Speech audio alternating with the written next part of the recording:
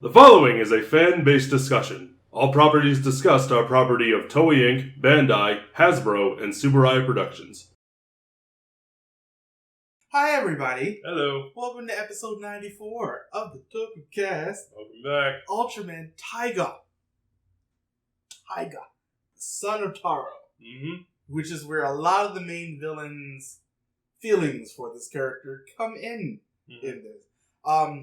I will actually end up talking a little bit about the voice dramas this time around. Okay. Simply because they give more backstory to the characters, which they don't explore in the show proper. So the voice dramas end up being a little, at least in my opinion, more interesting than a lot of the actual things that happen in the show. Interesting.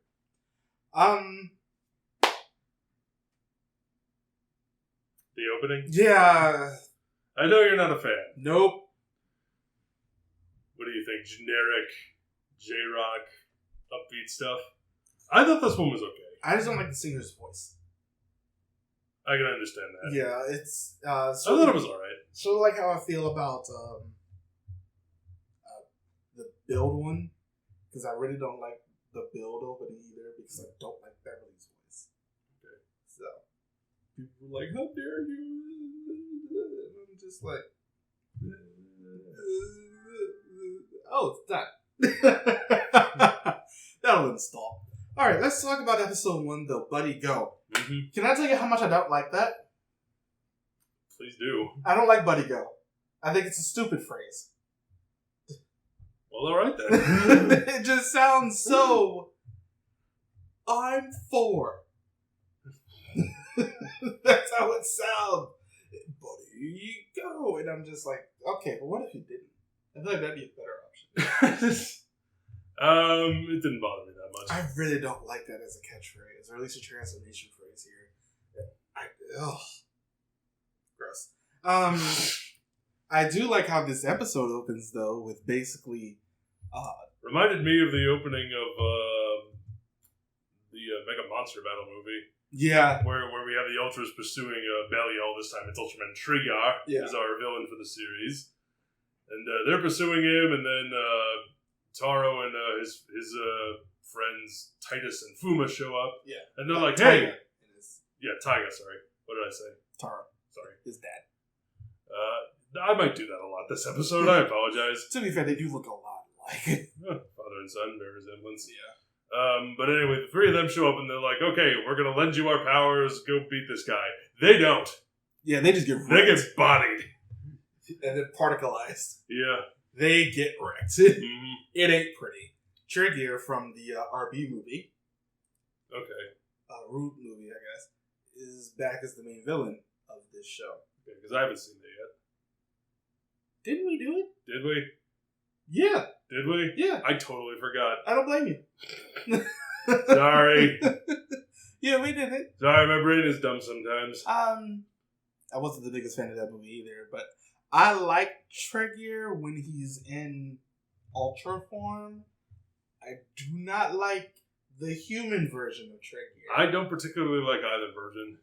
Trigger is like... Trigger comes across to me like they were trying too hard. How so? It feels like they were trying too hard to make him menacing and creepy and like a joyful creepiness. They were trying to push that a little too much. And I feel like it just kind of backfired and came across forced. To me, at any rate. I get that a lot more when it's his human form.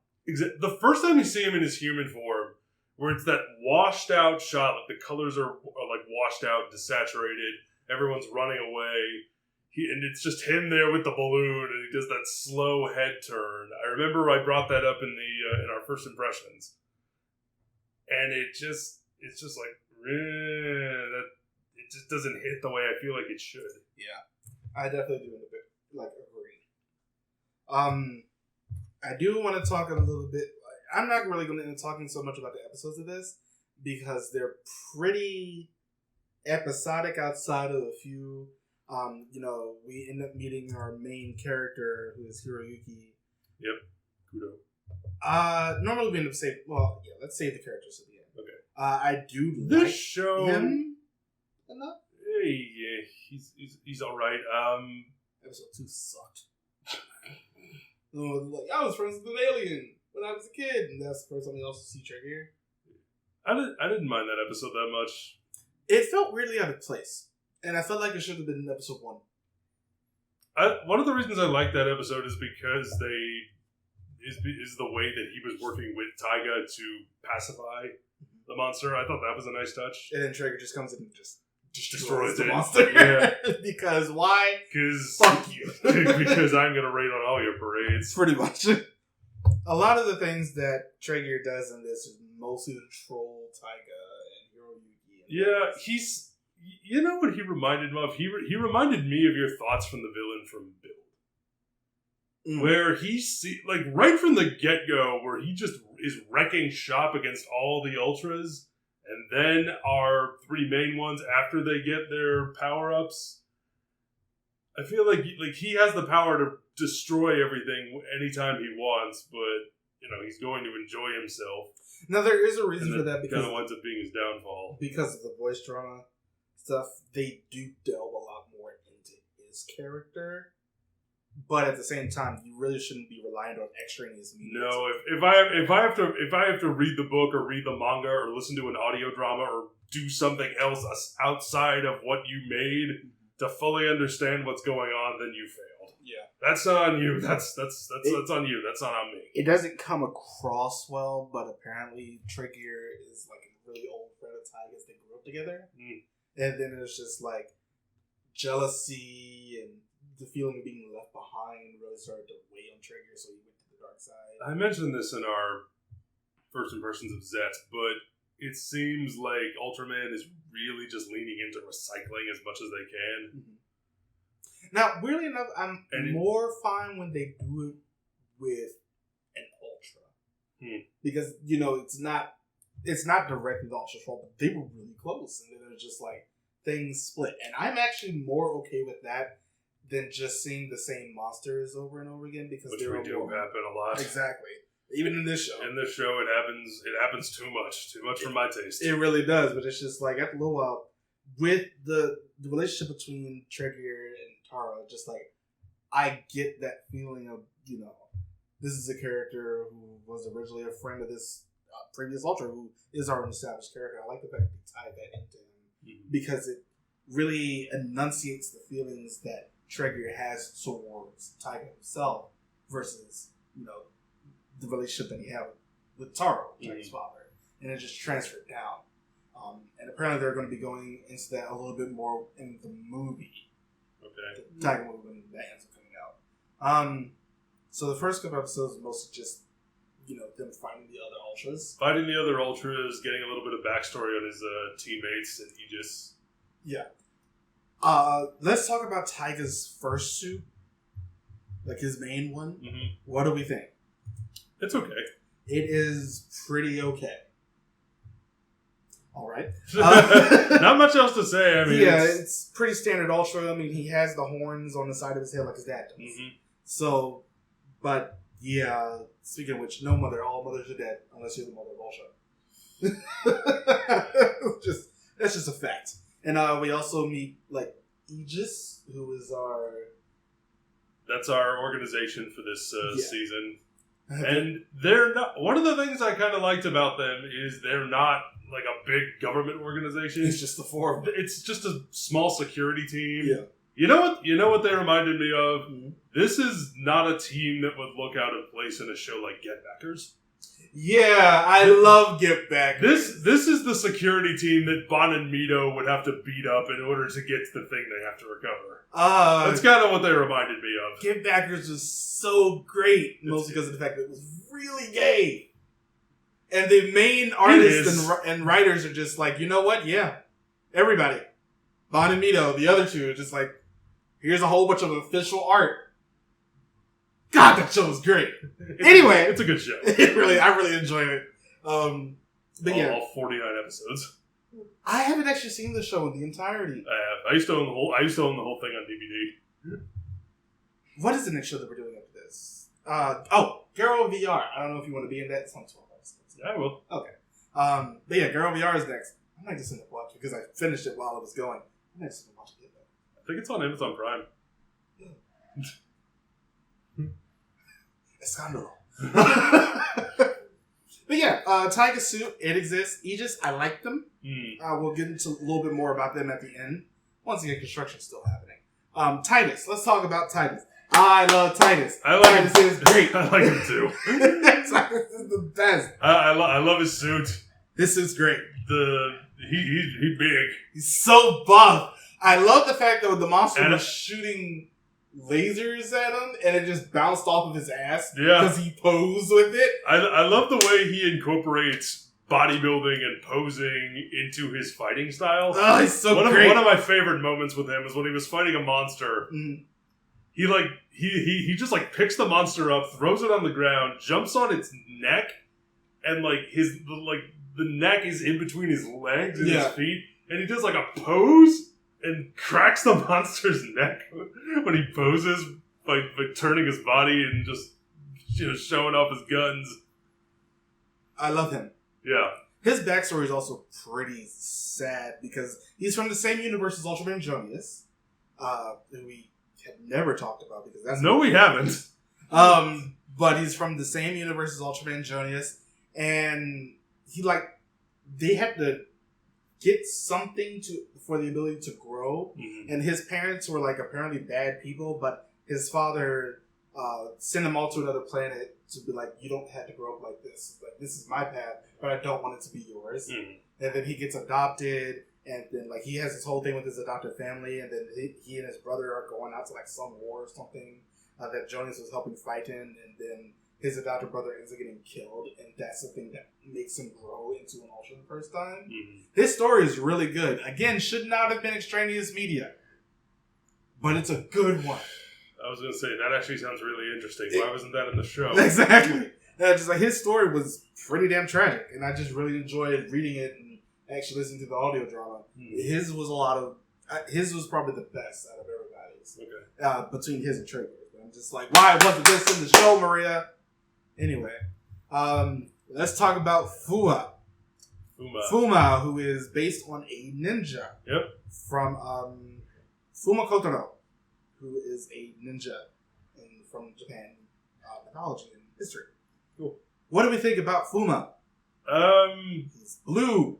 I like the suit. I do too. But in terms of everything else, he's probably the least memorable out of the three. I would definitely agree. He is a ninja of the ninja. But he's no shuriken. Because in terms of backstory and actual, because when I think of their interplay, Tyga is he's the headstrong youth. Yeah. Titus is the wise one. He's older, he's wiser, buff man, and Fuma's just kind of there. He's the youngest, and I'm just nothing ever really that comes across in either his dialogue or his actions ever really sets him apart too much. Yeah. He's he has a very different fighting style than the other two. Very fast, uses wind attacks. Yeah.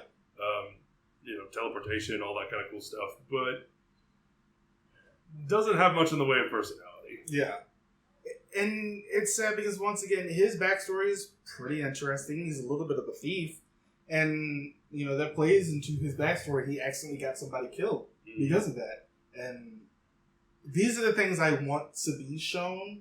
I'd rather all of the, we just fought a monster this week, to be shown in just a voice drama. They should have switched places. Yeah. Because his backstory is get rid of some of the victims of the week. Yeah, this is a very victim of the week heavy show. Yeah, and I was a little surprised by that and disappointed. Yeah, I was pretty disappointed in a couple of aspects of this show. One of the big ones, one of the things I liked about Tyga was, in the past couple of shows that we watched, the main Ultra, he'll have a couple of different forms.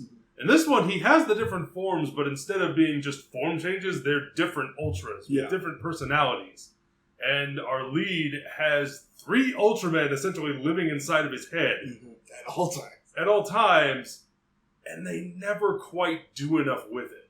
Yeah. I remember in the episode where Fuma joins up, there was a shot of the inside of his mind where he's standing there against the background and the 3 of them are behind him, like bickering and like hugging and interacting with each other, and it's a really cool scene. It's a cool shot, and they never really do anything with it. Yeah, I feel like a lot of the things in this show didn't go far enough. It never quite gets to the potential where I feel like it should have gone. Yeah, which is very disappointing. It's like, yeah, and then we end up getting to his first power up, which is the gold one. Yeah. And this has to do with some idol girl who turns out to be some shrine priestess. Yeah, I wasn't a big fan of that story. I wasn't either, and it just wasn't interesting enough to me for it to really work. Photon Earth. What do we think about the suit itself, though? I like how bulky it is. It's all right. It looks like Paladin armor. Yeah. Because of the gold and white, and I'm just like, it works really well against that black backdrop. Yeah, I think it's okay. I don't think it's great. Same. It's definitely not bad. I like a lot of it. The pauldrons don't go up; they go outwards, and they don't go out so far. Yeah. So it looks good. Yeah. As long as they do stuff like that, we're good with pauldrons. I felt like, though, because of the way that the length of this show works, it's unnecessary. Yeah, he gets this really early on. Yeah. He gets in episode 8. And I'm just like, okay. Also, there's also the lits, like the ringlets and the bracelets. Yeah. You gotta have her accessories in there somewhere. At least they don't use them to transform into other forms. Yeah. And so they basically just get the powers of like Orb and X and Rube and things like that. I appreciate that a little bit more than them just using it to transform into another one. They also get the monster abilities as rings, which actually works against them later on. Uh-huh. So I enjoy things like that. But really, the next really big thing that happens is in episode 15, 16, 17, or 14, 15, and 16, when he gets the last power-up, Tristrium. Yep. Tristrium. Let's talk about the thing we were talking about right before this. Trigger. Yeah. These episodes. Oh boy. I don't know if he was molesting him. I don't know if that was the point. But it's like there's this whole scene where Trigger is grabbing him from the back, and there's other one where he's like caressing Tyga's face as Tyga has to fight against this monster, and they're underpowered, so he keeps having to use the monster rings. So the more he uses them, the more he goes in the darkness. And Trigger's just molesting him. Yep. And I'm sitting here like, I don't know how to feel about this.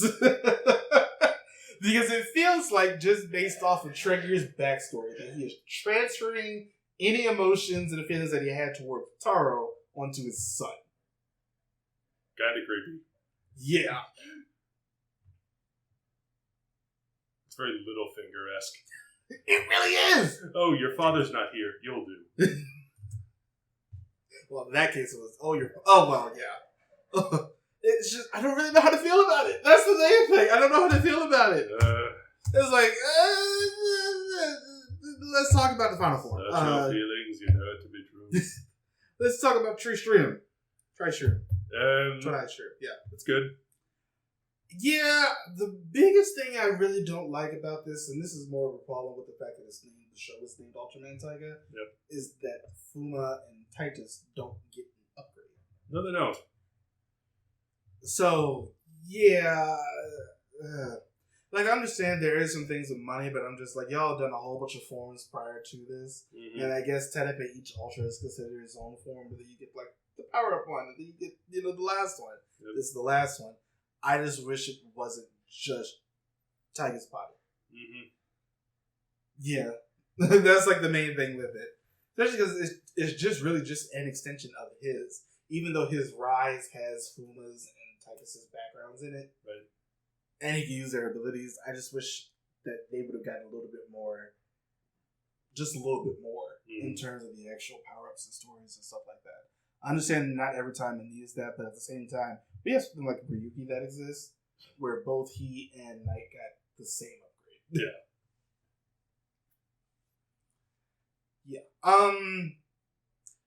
there's also this whole thing where Trigger starts going after the people who work at Aegis. We find I love a couple of things in here, but I also really hate some of the things. The whole thing with Pyrrhica being an android. You know what? It reminded me of the sister from Rube. Yeah. It was like the fact that it gets introduced so late in the game again. Like, once again, we're introduced so late to the game into this big revelation. And I think it was handled a little bit better here than it was in Rube. Well, a lot of things were. Yeah, but all the same. The biggest issue it's here still not very good. is just like you said, they did it too late. If we would have had hints over the course of the show that she wasn't human or something like that, it would have been better. Yeah. It would have been a lot more interesting. I don't really mind Pyrrhica as a character.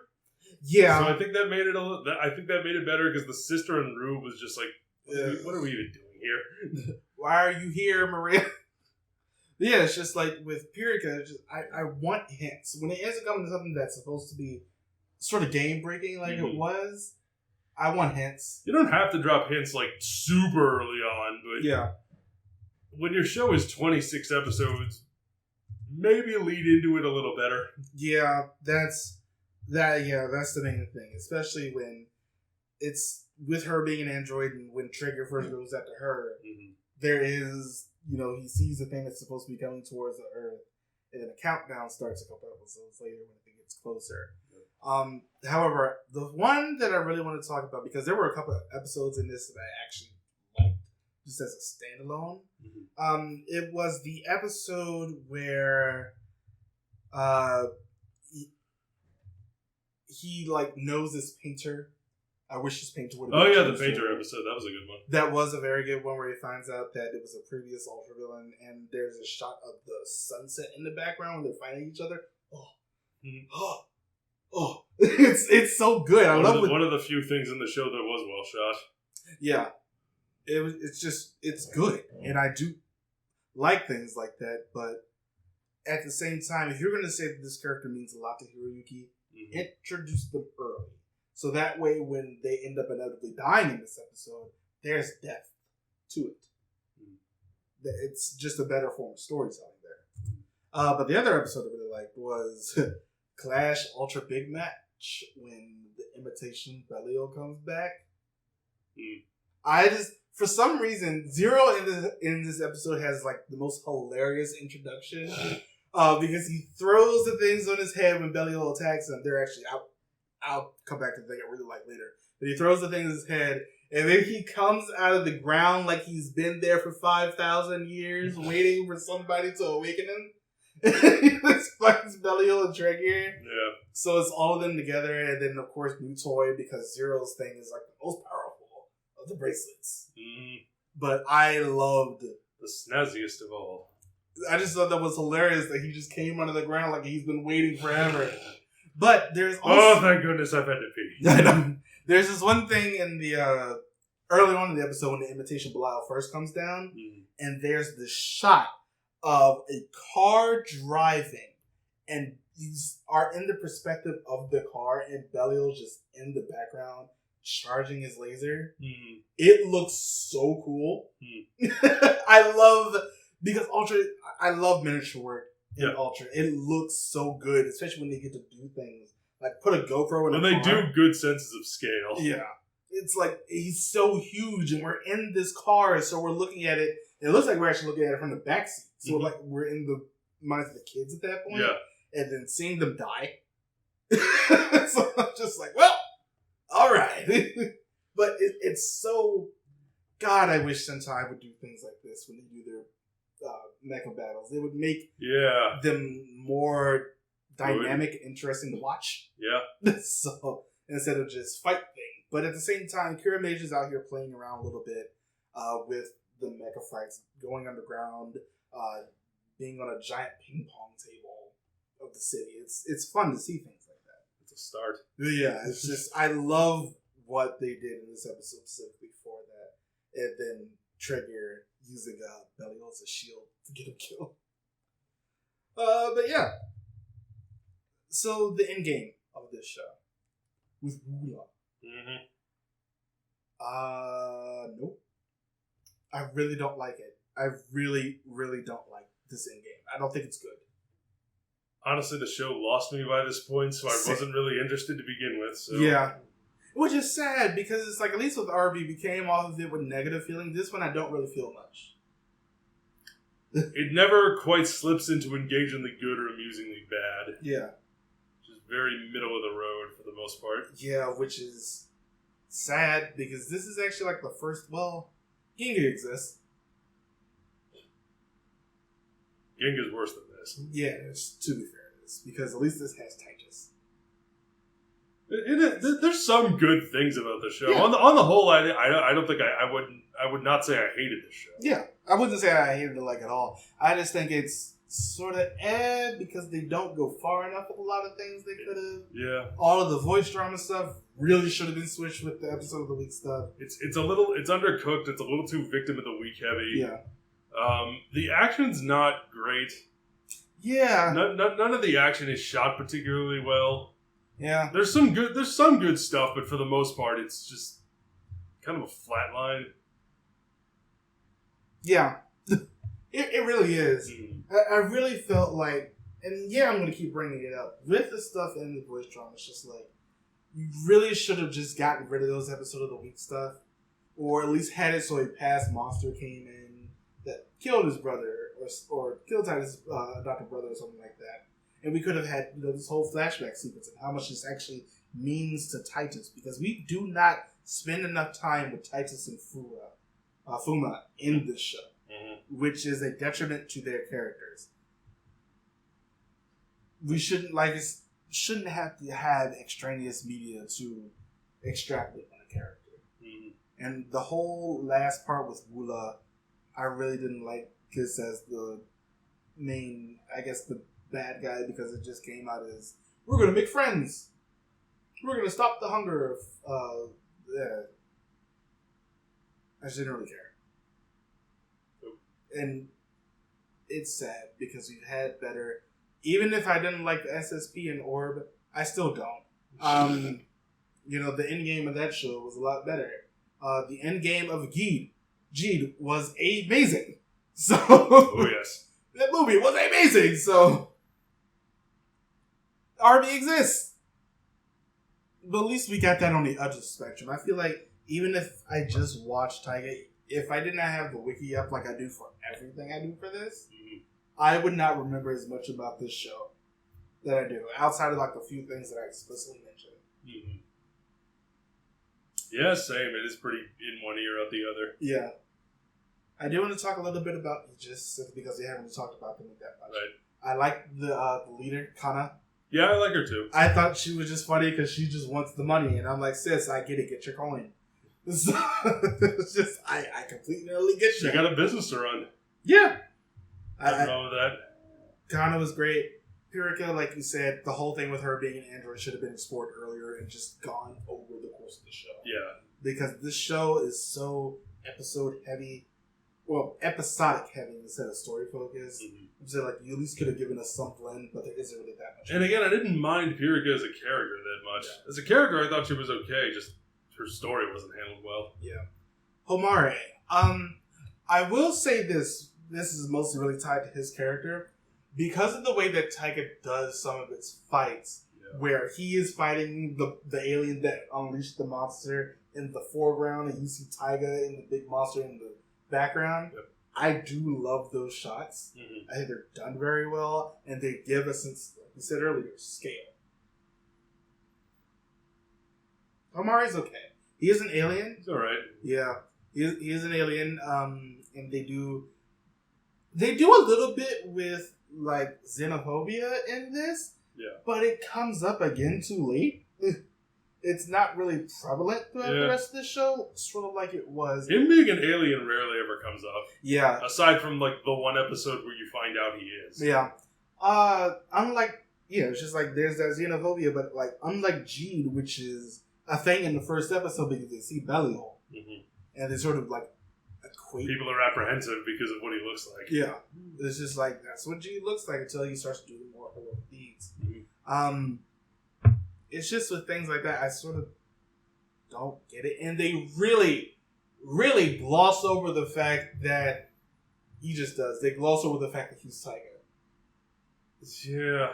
I'm not sure if I don't like that or I do like that, where they just constantly let him do his own thing. There was that clip show episode like halfway through where they were trying to pick a mascot. Yeah.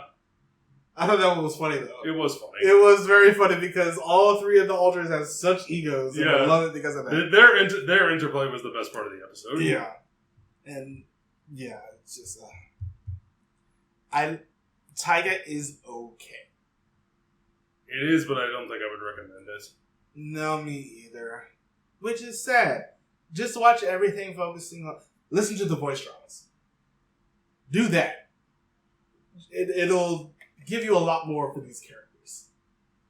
Yeah. But the show itself... It's not bad, but it doesn't do enough. It didn't engage me enough to where I could see myself recommending this one. Yeah. Which is sad. I think this is like the really first one that we just really don't... I was going to say Ginga, but I'm just like, we actually have very strong feelings on that. Don't watch it. I'd say I feel the same way about this as I do about Orb. I feel the same way about this as I do about Gaia. Yeah, Gaia probably as well. There's like some good stuff in Gaia. Not enough to really push it over the edge. Same thing with Orb. Yeah. It's like, at least Orb had Juggler. I think Orb I might have enjoyed a little bit more than this, even though that one I was pretty lukewarm on. Yeah. So because of Juggler. Yeah, Juggles and Orb, their relationship and their rivalry was great, and it had some good action. Yeah. Like Orb Origin, which we don't talk about. Yeah, that one stunk. That was terrible. But, it's the end of this one. Yep. Next time, we'll be doing Garo Versus Road. A technically 11 episode series because 7 is just some behind the scenes stuff with the cast. Cool. But yeah, we'll be doing that next. For episode 95. And then after that, we'll be doing more Power Rangers comics. We'll be doing Beyond the Grid, which exists. We'll be doing it. Goody. So yeah, don't forget to join us in all the things. Let us know what you think about it in the comments below. And let us know what you think about Garo VR. It just ended. I feel like enough people watched it at the time. And if you haven't, maybe you'll have enough time to watch it between now and the next review. So we will see you next time. Bye, everybody. Bye.